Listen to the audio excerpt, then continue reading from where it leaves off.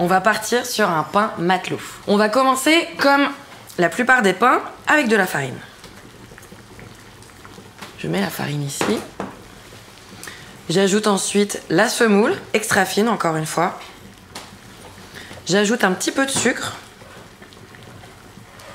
Hop, je vais venir faire un trou. Je vais déposer ma levure activée avec un petit peu d'eau, comme si on avait préfabriqué un levain. Et je mets l'huile. L'huile, j'y vais doucement. Je vais la mettre en plusieurs fois et venir réhydrater à chaque fois la pâte ou mes mains. Alors. Selon la qualité de la farine ou la qualité de la semoule, il faut toujours réhydrater un petit peu. Donc on y va à l'œil et en sentant sa matière. Donc ce qui est très pratique, c'est que j'ai pas besoin de robot, j'ai pas besoin de machine à pain. Je fais tout moi-même avec mes mains. Voilà, une fois que j'obtiens plus une pâte, je vais venir la mettre sur le plan de travail.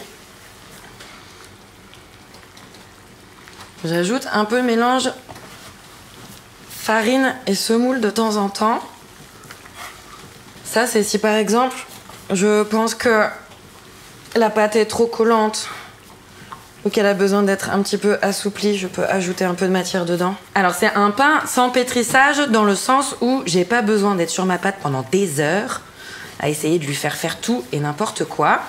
Voilà, en quelques tours de main, on voit que la pâte elle est souple. Je vais remettre ma pâte dans un bol pour qu'elle puisse reposer. J'hésite pas à huiler un petit peu les bords de mon bol. Hop, pour qu'elle lève. Un petit linge dessus. Et on va la laisser tranquille. Alors, je reprends ma pâte à pain.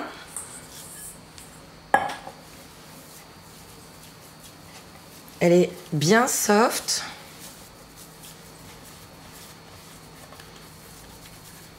Voilà, je boule légèrement.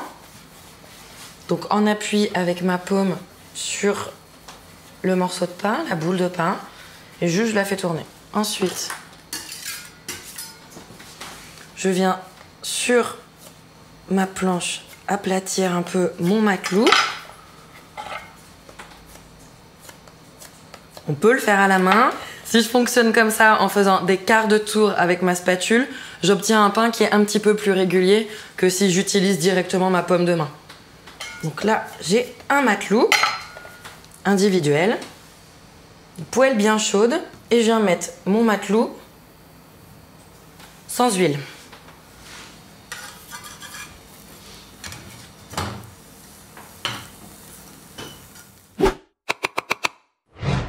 Alors maintenant que les pains sont cuits, on va pouvoir procéder à l'assemblage et au dressage.